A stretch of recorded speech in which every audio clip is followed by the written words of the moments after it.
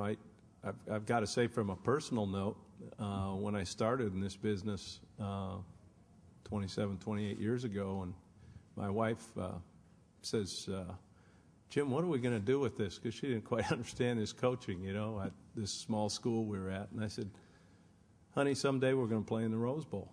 And she laughed, okay?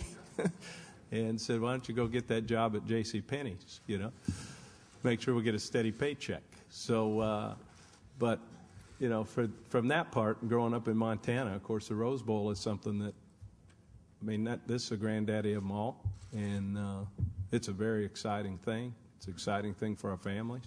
And yet at the same time, our game plan is the same whether it's anybody else's that we're going to play. And there'll just be more people watching, I guess.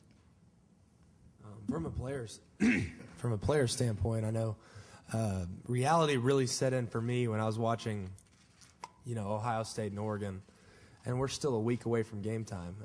I can remember vividly, at 8 years old watching the Rose Bowl, and I'm seeing, Drew Brees, or I'm seeing, Jake Plummer or somebody like that just playing the game and thinking, God, that is the coolest thing. Just the Rose Bowl, it doesn't get any better than that. So I think it's just, after Florida, I'm so glad we didn't have a game the next week, because we had to have kind of a pinch me moment there for maybe a week and a half, 2 weeks at most. It was very surreal as players, because this is what you sign up for. This is why you come to Alabama. This is the game you want to be a part of, and these are the games you want to prepare for, and these are the games that are fun playing in.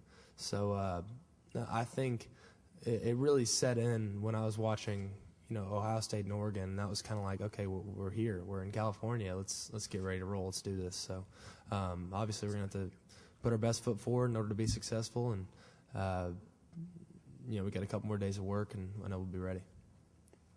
On the back on the right. Leslie McCaslin, News 8 Austin. For Greg and Julio, Texas really prides itself on the speed of their defense. How does it compare to some of the SEC defenses you faced, and specifically for Julio, guys like Earl Thomas and the speed that you see in the backfield? They have incredible speed.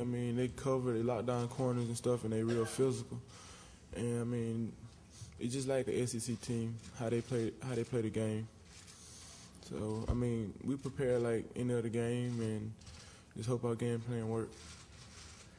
Well, I think they're relatively similar to Florida. Really, I think really front to back, they are really probably as fast a team we played. From defensive tackle to safety, they all run well, and I think that's a tribute to their coaching staff. They all have hot motors. They run and they work hard. They don't take any plays off, and it's a lot of credit to Coach Brown and Coach Muschamp and getting them ready, because those guys. And when you see a team, when you put on the film, and we've watched teams all year. I've watched probably 10,000 snaps, but.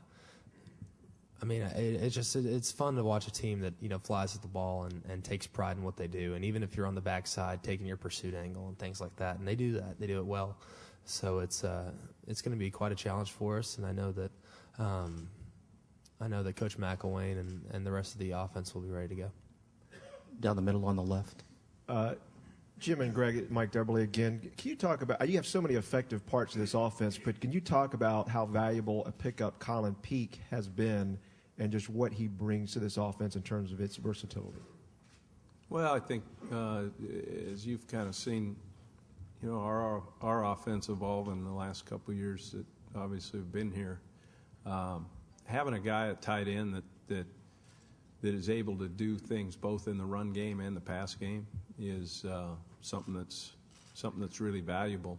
In today's offensive schemes, you see a lot of spread stuff and people not playing with a tight end, and I think that gives us a little bit of an advantage when we play some of the defenses, because you have a guy that can both stretch the field a little bit. He's a big target, and yet at the same time can get his second foot step in the ground and block a defensive end. So I think that's been good, because we lost some pretty good tight ends from last year, and I think that crew of tight ends that we have this year is stepped up.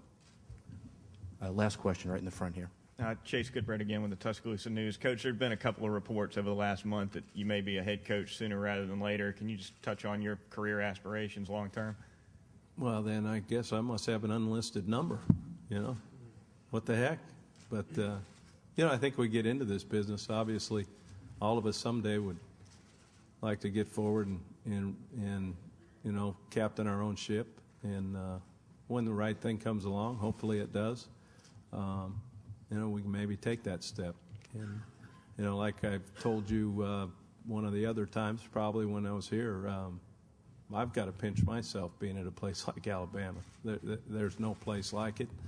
And never in my wildest dreams would I have ever thought to get an opportunity to be at a place like this.